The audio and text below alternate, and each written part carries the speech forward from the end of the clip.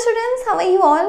तो आप सभी का स्वागत है आपकी केमिस्ट्री की प्यारी प्यारी क्लास में, जहाँ पे हम लोग डिस्कस करने वाले हैं आपके क्लास 11 केमिस्ट्री के chapter some basic concepts of chemistry का एक बहुत ही इंपॉर्टेंट टॉपिक। आज का टॉपिक बहुत ही ज़्यादा इंपॉर्टेंट इसलिए है क्योंकि यहाँ पे आज बिल्कुल एक नई चीज़ सीखने वाले हो। आज हम लोग बात करने वाले हैं सिग्निफिकेंट फिगर्स के बारे में। तो जल्दी से अपना कॉपी उठाइए, पेन उठाइए और वहाँ पे हेडिंग लगा लीजिए आज की। आज हम लोग बात करने वाले हैं सिग्निफिकेंट फिगर्स के बारे में। सिग्निफिकेंट फिगर्स को शॉर्ट फॉर्म में सिग्फिक भी कहा जाता है। वो ज़माना है ना आजकल वो शॉर्ट फॉर्म में नाम वगैरह लेने का, तो इसलिए सिग्निफिकेंट फिगर्स को आजकल शॉर्ट फॉर्म में सिग्फिक भी बोल देते हैं। अच्छे नाम यहाँ पे इन्वेंट हो रहे हैं आजकल। तो चलिए, सभी ने हेडिंग लगा ली, वेरी गुड। तो आज का जो टॉपिक है हमारा सिग्निफिकेंट फिगर्स। ये सिग्निफिकेंट फिगर्स का सबसे पहले मतलब समझिए क्या है। तो हम क्या कह सकते हैं, the significant figures in any number are all certain digits plus one doubtful digit. यहाँ पे देखो हम लोग क्या बात कर रहे हैं, ध्यान से सुनिए कि अगर हम किसी एक नंबर की बात करें तो एक नंबर में सभी जो डिजिट्स होते हैं वो होते हैं सर्टेन, सिर्फ एक डिजिट को छोड़ के। कौन सा डिजिट? लास्ट वाला डिजिट। अब आप इस चीज़ को एक एग्जाम्पल के हेल्प से समझिए। देखिए, मान लीजिए आप लोग अपने लैब में कोई एक्सपेरिमेंट जो है वो परफॉर्म कर रहे हैं। आप लोग क्या कर रहे हैं, एक एक्सपेरिमेंट जो है परफॉर्म कर रहे हैं और आपको टीचर ने कुछ कैलकुलेशंस करने को बोला। जब भी आपने अपनी कैलकुलेशंस फिनिश कर ली तो एक बच्चे का आंसर आया 11.341। एक बच्चे का आंसर क्या आया? 11.341। और इसी तरह से जब दूसरे बच्चे ने कैलकुलेशन कंप्लीट करी उसका आंसर आ गया 11.342। दूसरे का आंसर क्या आ गया? 11.342। इसी तरह से जब एक और ग्रुप ने कैलकुलेशंस को सॉल्व करा उनका आंसर आ गया 11.344। ये चीज़ बहुत ही ज़्यादा कॉमन है जो आप लोगों ने ऑब्जर्व की होगी और बहुत कॉमन है मैथ्स में भी, क्योंकि अब यहाँ पे ये जो कॉन्सेप्ट है हमारा थोड़ा मैथमेटिकल चलेगा कैलकुलेशंस के रिलेटेड। मतलब यहाँ पे will be talking about more about maths, मतलब मैथ्स का ये एक काइंड ऑफ टॉपिक है। तो जब भी हम लोग मैथ्स में भी कई बार कैलकुलेशंस करते हैं तो कैलकुलेशंस करने पर जो एक लास्ट वाला डिजिट होता है वहाँ पे कुछ ना कुछ वेरिएशन आपको दिखाई देती है। जैसे देखो, सभी यहाँ पे कांस्टेंट क्या है? 11.34 तक सबका आंसर मैच कर रहा है, सिर्फ जो लास्ट वाला डिजिट है वहाँ पे थोड़ा मैच नहीं हो रहा। क्योंकि कई बार होता है ना, जैसे कि जब भी हम लोग सॉल्व करते हैं, जैसे मान लो आपने कोई न्यूमेरिकल सॉल्व किया जिसमें आप लोगों ने एवोगैड्रोज वैल्यू लेनी थी।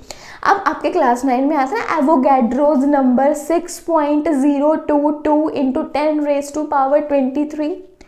कुछ बच्चे उसको अगर सॉल्व कर लेंगे 6.022 इंटू 10⁻23 लेके, और कुछ ने सॉल्व किया 6.02 लेकर, सिर्फ उन्होंने 2 डेसिमल प्लेसेस तक रख लिया, और कुछ ने सॉल्व किया 6.023 करके। तो मतलब 3 तरह की वैल्यूज जो है एवोगैड्रोस की ले ली गई। एवोगैड्रोस की कुछ बच्चों ने वैल्यू ले ली 6.022 इंटू 10⁻23 किसी कैलकुलेशन को सॉल्व करने के लिए। कुछ ने ले लिया 6.02 इंटू 10⁻23 और कुछ ने ले लिया 6.023 into 10⁻23 to solve the value, to solve the numerical solve करने के लिए। अब जब उन्होंने ये जो वैल्यूज़ हैं कुछ डिफरेंट तरीके से ले ली। अब देखो, जब उन्होंने वैल्यूज़ भी ली 6.02 सबका कॉमन है ना, सिर्फ लास्ट के डिजिट में फ़र्क आ रहा है। तो ऑब्वियसली जब वो एक कांस्टेंट का वैल्यू डिफरेंट वे में यूज़ कर रहे हैं तो जब वो उन्होंने सॉल्व करनी है वो चीज़, तो उनके अल्टीमेट आंसर्स में भी कुछ ना कुछ फ़र्क दिखाई देगा।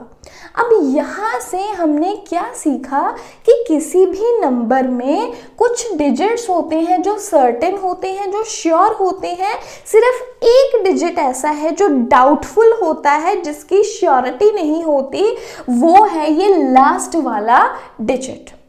तो सिग्निफिकेंट फिगर्स क्या हो गए? सिग्निफिकेंट फिगर्स का मतलब एक नंबर में या फिर एक नंबर के सभी certain digits plus one doubtful digit. तो आपने ये चीज याद रखनी है दैट किसी भी नंबर में सर्टेन, कुछ पक्के डिजिट्स रहते हैं, there are some certain digits plus there is one doubtful digit. तो वो ये मिलाकर सर्टेन डिजिट्स और डाउटफुल डिजिट मिलाकर हमारे पास क्या बन गया, एक सिग्निफिकेंट नंबर। दोबारा से पढ़ के देखिए, the significant number, the significant figures in any number are all certain digits plus one doubtful digit. कि सभी, जैसे अब मैं इनकी बात कर लूँ तो 11.34 ये क्या है, सर्टेन, और जो लास्ट वाला डिजिट है ये क्या है, डाउटफुल। अब तीन अलग अलग आंसर आ गए ना, किसी के पीछे यहाँ पे 1 आ रहा है, किसी के 2 आ रहा है, किसी के 4 आ रहा है। अब सही कौन सा है, बिल्कुल एक्यूरेट कौन सा है, वहाँ पे तो एक डाउट क्रिएट हो गया ना। तो ये मतलब है यहाँ पर। अब next, rules for reporting a significant figure. Significant figures को रिपोर्ट करने के लिए कि किसी नंबर में कितनी सिग्निफिकेंट फिगर्स हैं, ये बताने के लिए 4 रूल्स लगते हैं जिन्हें हम 1 बाय 1 पढ़ेंगे। अब सबसे पहला रूल है यहाँ पर, all non zero digits in a number are significant. जितने भी नॉन जीरो डिजिट्स हैं, जैसे मैं बोल दूं 11.54, सभी के सभी क्या है, सभी के सभी क्या है, नॉन जीरो। तो 11.54 में टोटल कितने डिजिट्स आ गए, टोटल नॉन जीरो कितने हैं, 1 2 3 4, 1154, ये सभी नॉन जीरोज है ना। तो यहाँ पे टोटल डिजिट्स कितने हो गए, 1 2 3 4। इसका मतलब इसमें कितनी हैं, 4 सिग्निफिकेंट फिगर्स हैं। इसी तरह से अगर मेरे पास हो 12 3 4.5, 1 2 3 4.5, अब ये सभी के सभी नॉन जीरोस हैं, तो यहाँ पे सिग्निफिकेंट फिगर्स कितनी हो गई, 1 2 3 4 5। So there are 5 significant figures. तो समझे, पहला पॉइंट यही है, पहला रूल यही है कि जितने भी नॉन जीरो डिजिट्स हैं, सभी के सभी नॉन जीरो डिजिट्स क्या होते हैं, significant. Now second point, the zeros between 2 non zero digits are significant. दो नॉन जीरो के बीच में जो जीरो आ रहा है, लाइक इफ आई से 1001, अब ये जो जीरोज हैं ये दो नॉन जीरो के बीच में आ रहे हैं, 1 भी नॉन जीरो है, ये भी जीरो नॉन जीरो है। दो नॉन जीरो डिजिट्स के बीच में आने वाली डिजिट्स, दो नॉन जीरो डिजिट्स के बीच में आने वाली जीरोज भी क्या होती हैं, significant. The zeros between 2 non zero digits are significant. तो यहाँ पे हो गई 4 सिग्निफिकेंट फिगर्स, 1 2 3 4।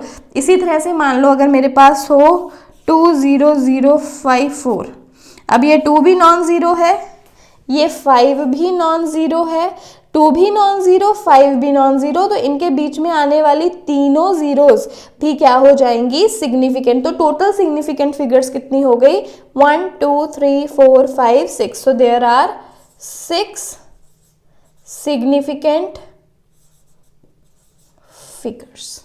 सो 2 रूल्स क्लियर हुए। सबसे पहला रूल, जितने भी नॉन जीरोज हैं सभी सिग्निफिकेंट है, 2 नॉन जीरो के बीच में आने वाली जीरो क्या है, सिग्निफिकेंट।